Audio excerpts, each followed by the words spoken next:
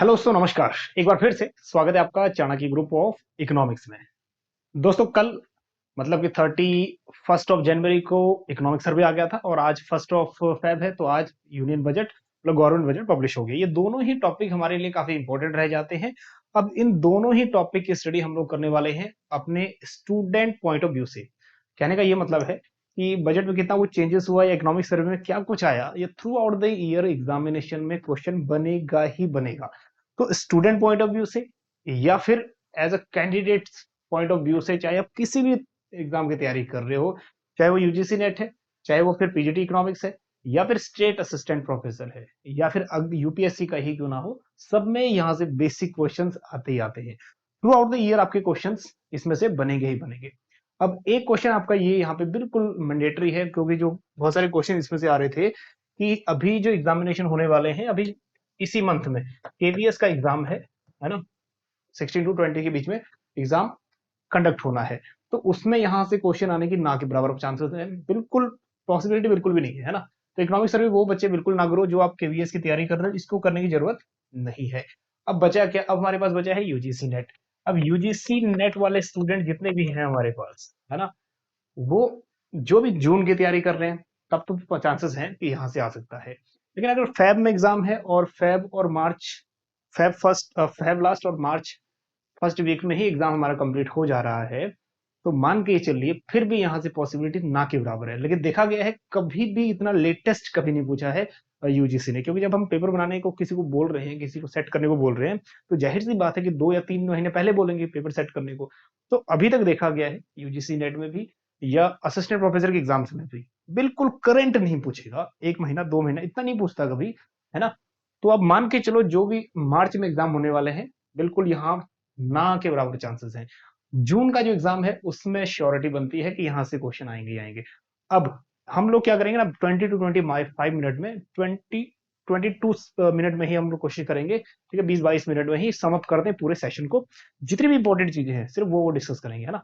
चलिए, तो सबसे पहले ये जितनी भी चीजें हैं ना, इनका आप लोग एक एक करके डिटेल में स्टडी करेंगे, थोड़ा इजी करके समझेंगे इन टर्म्स को। हालांकि इतनी बड़ी बड़ी टर्म्स हैं, आप लोग देखोगे तो 414 पेजेस की जो पीडीएफ फाइल है इकोनॉमिक सर्वे की है, और उसमें से क्या कुछ इंपॉर्टेंट है ये आपको देखना है।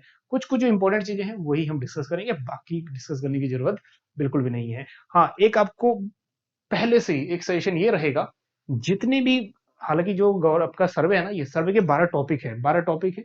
उन 12 टॉपिक में कुछ कुछ स्कीम्स हैं गवर्नमेंट की, जैसे एक सोशल का हो गया, एक फिजिकल का हो गया, एक इन्फ्लेशन का हो गया, अलग अलग टॉपिक है ऐसे। हर एक टॉपिक में कुछ ना कुछ गवर्नमेंट की स्कीम्स है। जैसे इन्वायरमेंट का है तो इन्वायरमेंट से रिलेटेड कुछ स्कीम्स है, एग्रीकल्चर तो एग्रीकल्चर स्कीम्स है, वो स्कीम कर लीजिए। पीडीएफ आपको दोनों दे देंगे ग्रुप में, टेलीग्राम ग्रुप से आप डाउनलोड कर लेना, है ना, चैनल से। चलिए आइए, सबसे पहले देख लेते हैं कि कौन ये पब्लिश करता है। सबसे पहले मिनिस्ट्री ऑफ फाइनेंस पब्लिश कर रहा है गवर्नमेंट ऑफ इंडिया के अंदर, है ना। अभी जो चीफ जो अभी हमारे पास जो चीफ इकोनॉमिक एडवाइजर्स हैं, है ना, डॉक्टर वी अनंत नागेश्वरन, इन्होंने पब्लिश किया है। इन्हीं के साइन मिलेंगे आपको उसके नीचे, है ना। हालांकि आपने देखा होगा स्पीच, इनका भी सुना होगा अगर आपने कल इकोनॉमिक सर्वे देखा था। Next, the department of economic affair के अंदर आ जाता है ये, और ministry of finance, ministry of finance बड़ा एरिया है, उसके अंदर छोटे छोटे डिपार्टमेंट्स हैं, है ना। उसमें से एक डिपार्टमेंट है डिपार्टमेंट ऑफ इकोनॉमिक अफेयर। चलिए, this document is presented to both houses, parliament में भी, ठीक है, दोनों ही पार्लियामेंट के दोनों हाउस में, मतलब लोकसभा राज्यसभा दोनों में ही पब्लिश होता है। चलिए, बजट सेशन के दौरान अब चलते हैं थोड़ा आगे, ओवरव्यू देख लेते हैं कि ओवरव्यू इसमें है क्या। थोड़ा सा हम लोग ज्यादा डीप जाने वाले नहीं है, एग्जाम पॉइंट ऑफ व्यू से जो इंपॉर्टेंट है वो करेंगे। नेक्स्ट जो हमारा वीडियो सेशन रहेगा उसमें हम करेंगे बजट 2023 को डिटेल में एनालिसिस। देखो, इकोनॉमी का एक परसेंटेज रखा हुआ है, 6 to 6.8 तक इकोनॉमी ग्रो करेगी, बहुत बढ़िया, है ना। नेक्स्ट बोला गया है कि economic survey 2022-23 project base line GDP growth. Base line GDP growth मतलब जो बेसिक जो बेस ग्रोथ है वो बोला गया है 6.5% इन रियल टर्म्स, है ना। रियल फिजिकल पॉलिसी का फिजिकल ईयर कब, 2024 का 6.5%। हालांकि इतना कम टारगेट किया है, तो मतलब कुछ ना कुछ इकोनॉमी में दिख रहा है कि जैसा हम सोच रहे थे ना 8% to 10% का ग्रोथ, वैसा नहीं पॉसिबल दिख रहा। हालांकि ये जो प्रोडिक्शन है, कुछ ना कुछ इकोनॉमी में ऐसा तो है जो इकोनॉमी को नीचे की तरफ धकेल रहा है। हालांकि ग्रोथ इंडियन कॉन्टेक्स्ट में ये कम मानी जा रही है। चलिए नेक्स्ट, क्रेडिट ग्रोथ जो है हमारा micro small and medium enterprises का, एमएसएमईज का, so has been remarkably high 30.5%, ठीक है, average during Jan to November 2022। मतलब जो क्रेडिट का ग्रोथ है एमएसएमईज में वो भी बड़ा है, कितना, 30.5% से।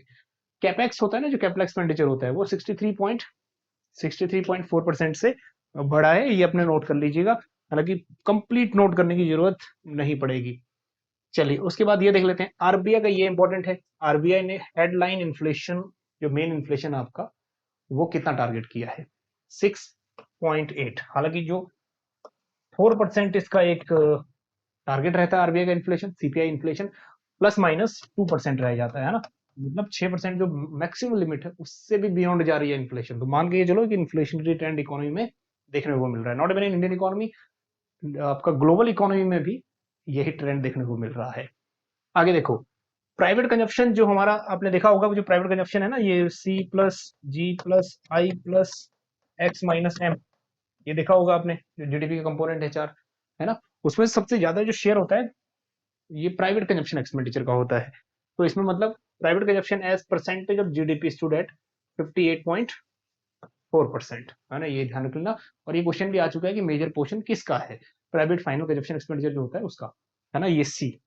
Next, survey point the lower forecast for the growth in global trade. हाँ जी, डब्ल्यूटीओ ने एक फोरकास्टिंग की है कि जो वर्ल्ड ट्रेड है वो भी थोड़ा 3.5% से कितना ग्रोथ हो जाएगी, 1% से ग्रो करेगी। हालांकि क्या होने वाला है इकोनॉमी में ये कुछ नहीं पता, कि इतनी लो फोरकास्टिंग हो रही है, इंडियन इकोनॉमी की भी लो फोरकास्टिंग हो रही है ना। हालांकि फोरकास्टिंग हमें ज्यादा करनी चाहिए, ज्यादा कहने का मतलब फिर उसके ऊपर काम करना चाहिए, लेकिन यहाँ तो फोरकास्टिंग ही कम हो रही है। यहाँ देखो, वर्ल्ड ट्रेड ऑर्गेनाइजेशन ही कह रहा है कि 1% से ग्रो करेगा, पहले 3.5% से ग्रो कर रहा था। सो इकोनॉमी में कुछ न कुछ तो इनको लग रहा है कि ऐसा एलिमेंट हो सकता है इकोनॉमी में जिससे स्लो डाउन रह सकता है। चलिए अब देखिए, ये इंपॉर्टेंट है, इसमें पूरा आपको एक साथ ही मिल जाएगा, है ना, जितनी भी चीजें हैं उसमें सबसे इंपॉर्टेंट है ये वाला फिजिकल इंडिकेटर्स का, फिजिकल डेफिसिट। ये मेनली क्वेश्चन यहाँ से पूछा जाता है, जो एग्जाम्स मार्च में होने वाले हैं वो यहाँ से ये पूछा जा सकता है, ये है ना, जो अभी का जो 6.7 था बजट एस्टिमेट, ये वाला फिजिकल जीडीपी। अभी देखो क्या है बजट एस्टिमेट, देखो क्या है, 6.4% for next year. Next year कितना है, 6.4%, ये ध्यान रखिएगा। इन्फ्लेशन जो है हमारा सीपीआई बेस 6.8% रहेगा, और 11.5%, ठीक है। यह आपका wholesale price index, wholesale price index पहले कम हो गया था ड्यूरिंग ड्यूरिंग द कोविड, अब होलसेल प्राइस 11.5%। नेक्स्ट देखो जीडीपी ग्रोथ, देखो जीडीपी ग्रोथ ये इंपॉर्टेंट है, 6 to 6.8 बेसिक का है, इसको याद रखिएगा। और प्रीवियस ईयर ये मान रहा है, ठीक है, ये वाला 20 to 23 का 7%, ये इसको हाईलाइट कर लीजिएगा। हालांकि ये जो डाटा है ना, ये फर्स्ट एडवांस एस्टिमेशन है, अब इसके बाद रिवाइज होके आएगा, ये एडवांस एस्टिमेशन है फर्स्ट, इसके बाद एक और एस्टिमेशन आ सकता है, फिलहाल आप याद रखिएगा 7%। नेक्स्ट, फॉरेन एक्सचेंज, कुछ याद रखने की जरूरत नहीं है, सिर्फ ये रखिएगा कि फॉरेन एक्सचेंज कितना है, अप्रोक्स 563 बिलियन यूएस डॉलर दिसंबर के एंड तक। एग्रीकल्चर एंड लाइट एक्टिविटीज का जो ग्रोथ है 3.5% पे हो रहा है, बाकी एक 21-22 का भी याद रख लीजिएगा 30%, दैट इज 3%। इंडस्ट्रियल ग्रोथ जो है वो हो रहा है इस सर्वे के अकॉर्डिंग 4.1%, लास्ट में था 21-22 का 10.3%, पहले ही ज्यादा था।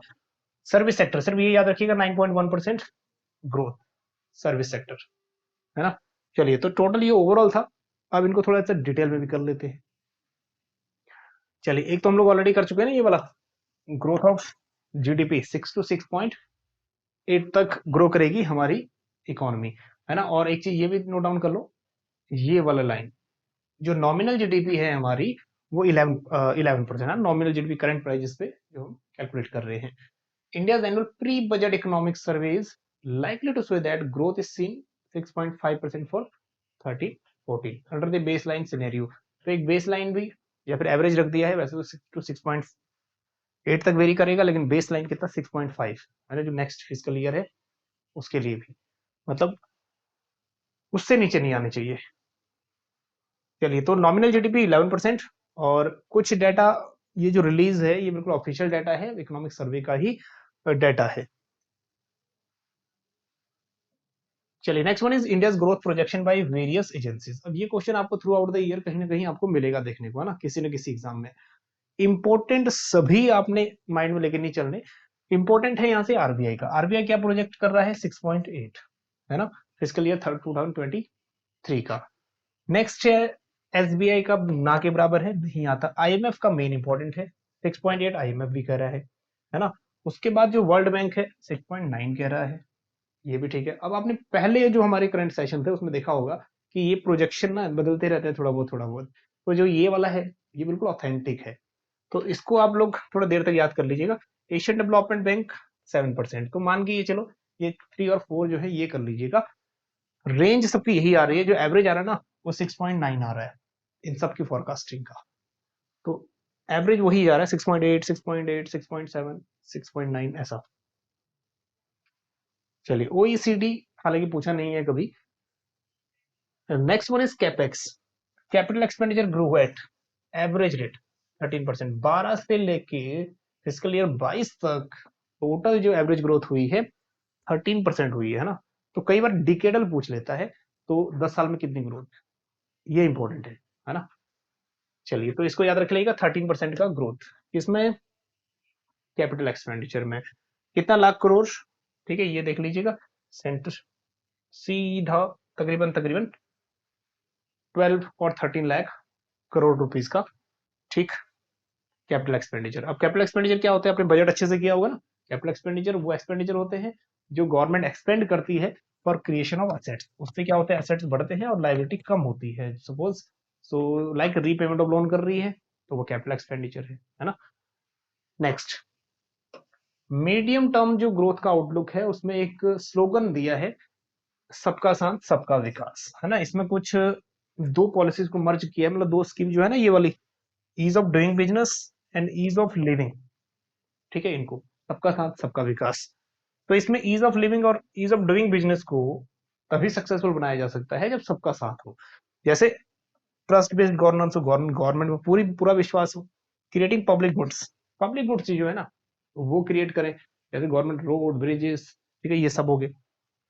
प्राइवेट सेक्टर पार्टिसिपेशन एक्टिवली हो एंड एग्रीकल्चर प्रोडक्टिविटी भी बढ़े, because our nation is agricultural economy. चलिए अगर ये हो पाएगा तो एफिशिएंट अलोकेशन हो पाएगा रिसोर्सेज का and enhance productivity potential of the economy.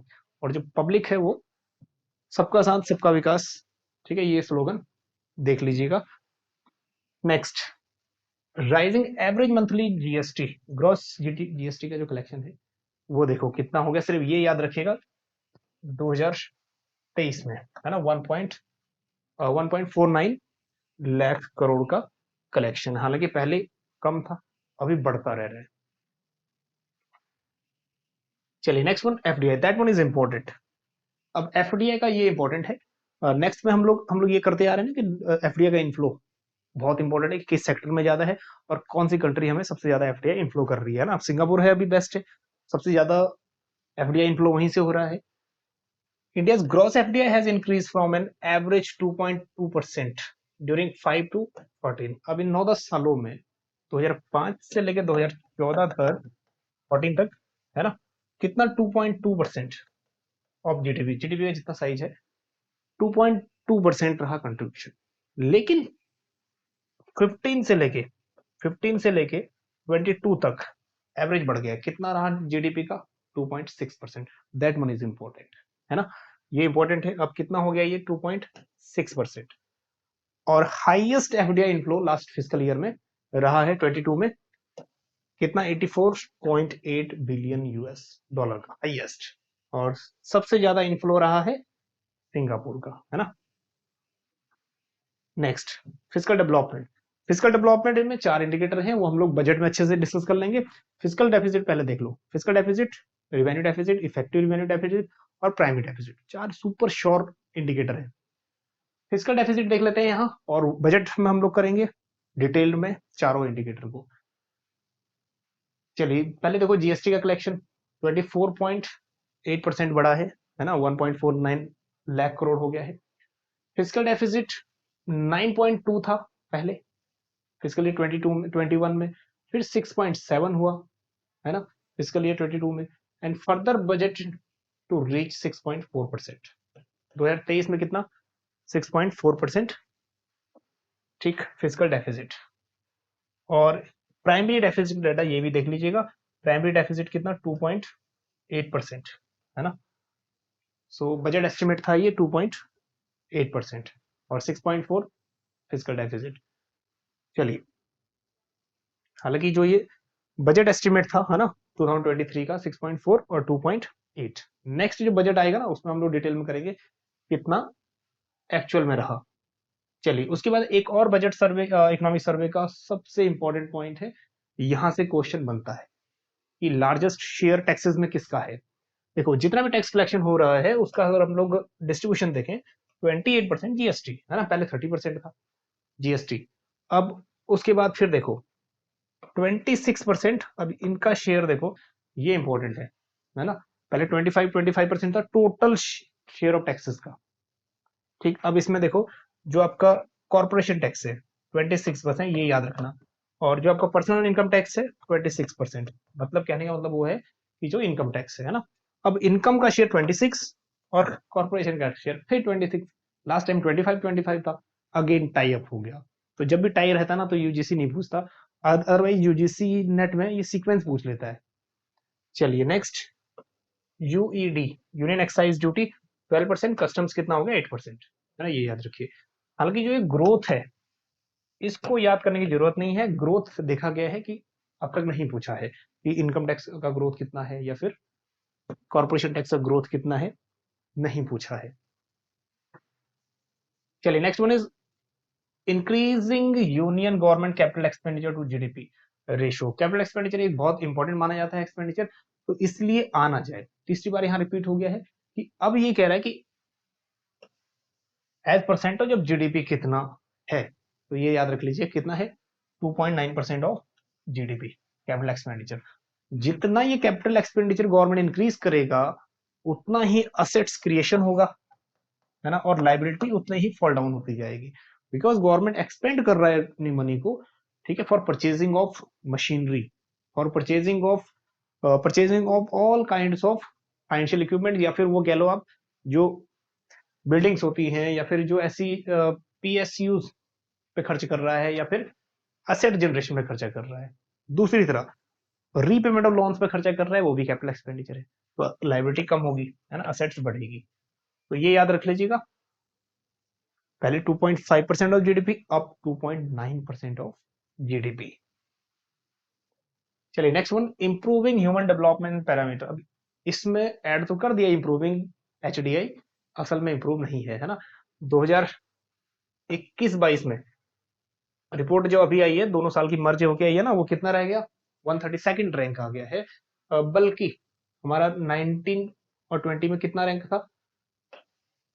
131st, है ना। तो थोड़ा सा बिगड़ गया है मामला, 0.633 जो रेटिंग है वो है वैल्यू, पहले 0.645 थी, है ना। तो कहाँ डेवलप एचडीआई में हुआ है, वो तो थोड़ा सा पीछे आ गई है economy. Next one is climate change and environment. Climate change और एनवायरनमेंट का एक जो गोल है वो इंपॉर्टेंट है कि ये एमिशन फ्री का गोल कब तक रखा है इस इकोनॉमिक सर्वे में। Low emission growth pathway with commitment to net zero emission goal by 2070, मतलब 2070 तक जीरो एमिशन, कोई पोल्यूशन नहीं। हालांकि अभी तक तो जो गोल देखे गए थे 2025 2030 तक देखे गए थे, अब तो ये 50 ईयर आगे तक का भी गोल बना के बैठे हुए हैं, है ना। 2023 चल रहा है, 2070 में होना है, तो मान के ये चलो कि 45 टू 47 ईयर की पहले ही प्लानिंग बन गई है। चलिए नेक्स्ट है आपका जो इसके अंदर गोल है ना, आपका ये NAPCC, national policy on climate change वाला। ये पहले ही क्वेश्चन आ चुका है इस टाइप का क्वेश्चन यूजीसी नेट पेपर 1 में, कि कितने इसमें नेशनल मिशन ऐड है ना। तो टोटल नेशनल सोलर मिशन है, national mission of enhance energy efficiency, total 1 2 3 4 5 6 7 8, है ना। तो 8 मिशन है, ये याद रखिएगा। हालांकि उनको इंडिविजुअल याद करने की कोई जरूरत नहीं है। नेक्स्ट एग्रीकल्चर सेक्टर देखो, एग्रीकल्चर सेक्टर का ग्रोथ ये इंपॉर्टेंट है। एग्रीकल्चर सेक्टर का एक 6 ईयर, लास्ट 6 ईयर का एवरेज कितना? 4.6%। लास्ट 6 ईयर कितना ग्रोथ एवरेज? 4.6। 3% ग्रोथ है 21-22 में, और 3.3 है 2021 में। नेक्स्ट 2021 में export of agriculture and allied products कितना परसेंट ग्रो किया? 18%। सिर्फ याद रख लीजिएगा, अपने नोट्स में नोट डाउन कर लीजिए, पीडीएफ डाउनलोड कर लीजिएगा टेलीग्राम ग्रुप से, है ना। एक चीज और इंपॉर्टेंट है यहाँ पे, मल्टी स्टेट कोऑपरेटिव सोसाइटीज जो इस सर्वे में ऐड किया है। सर्वे में ऐड किया तो आने के चांसेस यहाँ से बनते हैं क्वेश्चन कि सबसे ज्यादा कोऑपरेटिव सोसाइटीज कहाँ पे हैं। तो कोऑपरेटिव सोसाइटीज कहाँ पे सबसे ज्यादा, महाराष्ट्र में 661, क्वेश्चन डायरेक्ट बन सकता है यहाँ से। फिर उसके बाद दिल्ली में, फिर उसके बाद उत्तर प्रदेश में। ठीक है, क्रोनोलॉजी कर दी, फिर तमिलनाडु में 4 करिए फर्स्ट, बाकी करने की जरूरत नहीं है।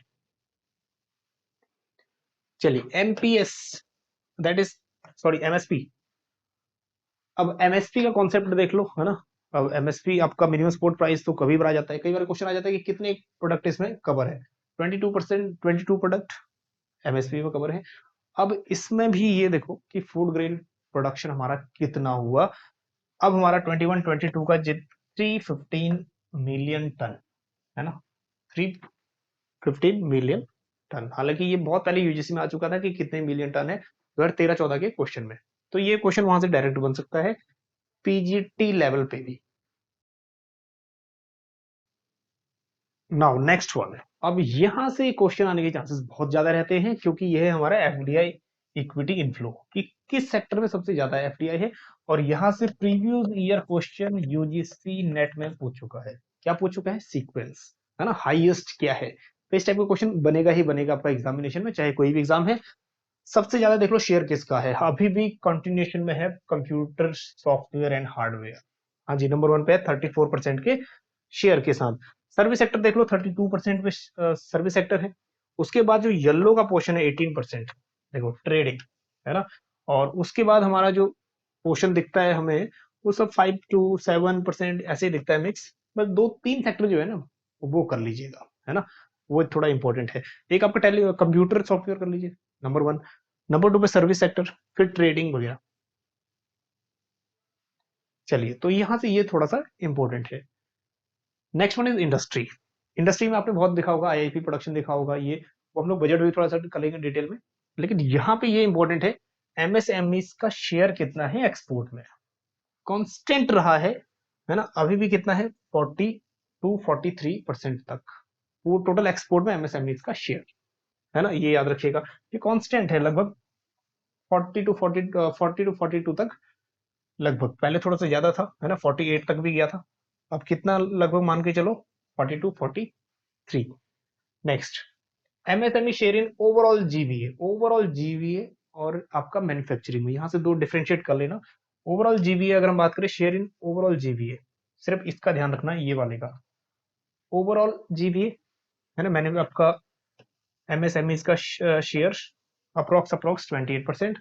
और अगर हम बात करें शेयर इन मैन्युफैक्चरिंग कितना है, मैन्युफैक्चरिंग का भी 37% तक, है ना, टोटल ओवरऑल।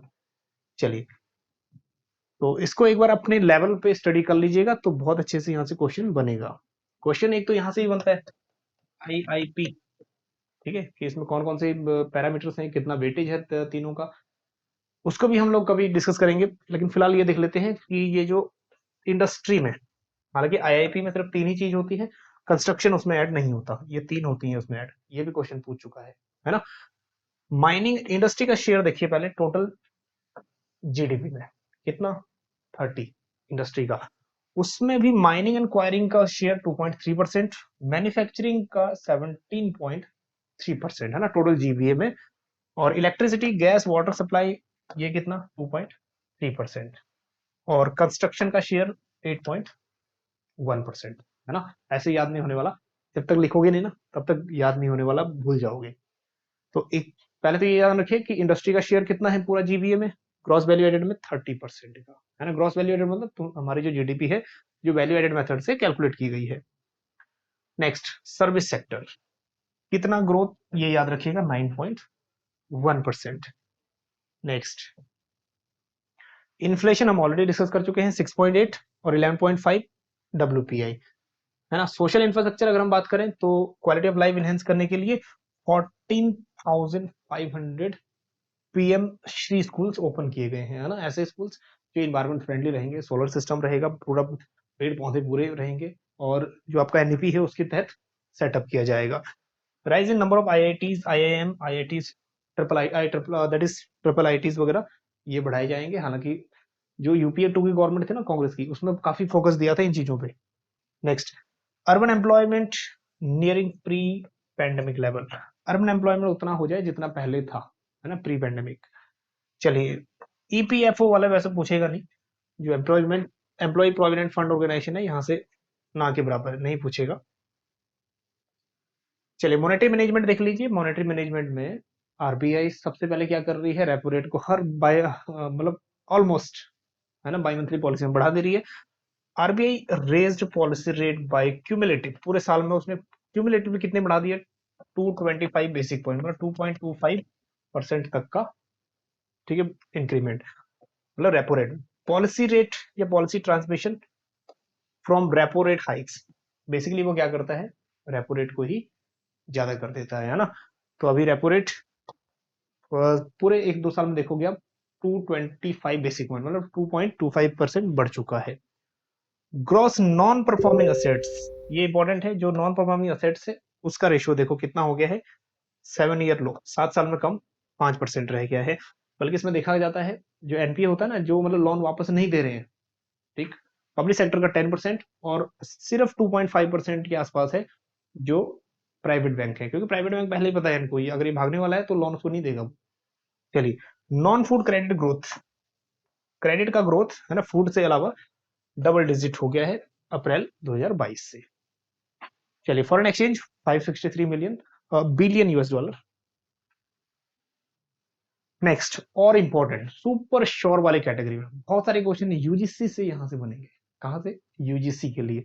यूजीसी वाले बच्चे ध्यान दें, इसको अच्छे से अपने नोटबुक में नोट कर ले। हाँ जी, क्या रहेगा, एक्सपोर्ट परफॉर्मेंस और उनका 2021 तक का बिल्कुल पूछने के चांसेस बनेंगे, है ना। अभी तक पूछ चुका है कि एक्सपोर्ट में कितना शेयर है ना, और इंपोर्ट में कितना शेयर है।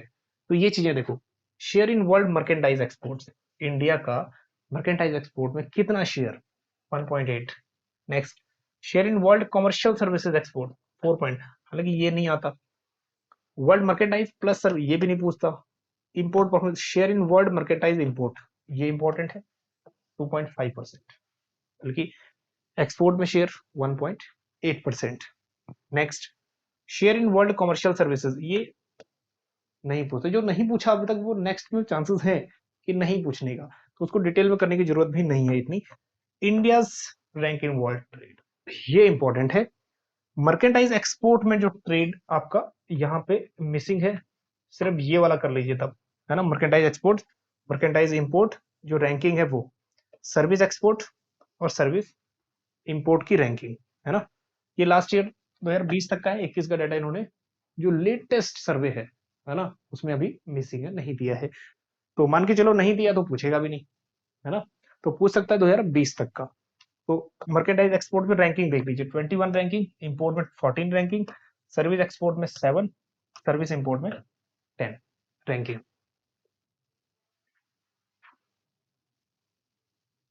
चलिए, उसके बाद अगर हम बात करें करंट अकाउंट बैलेंस के बारे में, तो करंट अकाउंट अभी ज्यादा डेफिसिट है, कितना है, 4.4% ऑफ जीडीपी, ठीक। तो अगर हम बात करें लास्ट 1.3% ऑफ जीडीपी था, है ना, अभी कितना रह गया, 4.4% ऑफ जीडीपी, कॉन्ट्रैक्शन यहां तक। चलिए, तो करंट अकाउंट डेफिसिट में जाने का मतलब यही है कि हमारा एक्सपोर्ट कम है और इंपोर्ट हमारा ज्यादा है। रेमिटेंसेस के मामले में इंडिया सबसे ज्यादा रेमिटेंसेस ले रहा है। रेमिटेंसेस होता है कि हमारे जो फॉरेनर्स हमें पैसा भेज रहे हैं यहाँ पे, है ना, चाहे हमारे रिलेटिव से, चाहे हमारे कोई भी फॉरेन से पैसा यहाँ भेज रहे हैं। 100 बिलियन यूएस डॉलर सबसे टॉप पे है, फिर मैक्सिको, फिर चाइना, है ना, 3 कंट्री याद रख लेना, फिलीपींस, हालांकि 3 कंट्री रख लेना बस, इंडिया, मैक्सिको, चाइना। चलिए, ये थोड़ा सा इंपॉर्टेंट था रेमिटेंसेस के मामले में, सबसे ज्यादा 100 बिलियन यूएस डॉलर हम लोग, ठीक है, हमारे जो रिलेटिव्स हैं कोई भी है बाहर से भेज रहे हैं इंडिया में। चलिए, पूरे सेशन में बात ये थी इंपॉर्टेंट कि जो चीजें इंपॉर्टेंट थी, है ना, वही ऐड की हैं, बाकी आलतू फालतू की चीजें ऐड नहीं की। तो इतना जो मिस मत करना, इंपॉर्टेंट है आपके यूजीसी नेट एग्जाम के लिए, है ना। और बहुत कम चांसेस है जो मार्च में होने वाला है, लेकिन ज्यादा चांसेस आपके बन जाते हैं कि जून में एग्जाम होने वाला है उसके लिए, या फिर थ्रू आउट द ईयर जो भी एग्जाम रहेगा ना, 2024 फेब तक, सब में ये क्वेश्चन बनने के चांसेस पूरे पूरे रहते हैं। चलिए, अब मिलेंगे आपको नेक्स्ट सेशन में, बजट 2023-24 कल मिलेंगे, है ना। कंप्लीट में डिटेल में इसको एनालिसिस करेंगे। हालांकि टाइम थोड़ा सा सरप्लस हो गया है, प्लस हो गया है, बातों बातों में ज्यादा हो गया टाइम। मिलते हैं हम आपको नेक्स्ट सेशन में, तब तक के लिए बने रहिएगा चाणक्य ग्रुप ऑफ इकोनॉमिक्स के साथ। Thank you so much.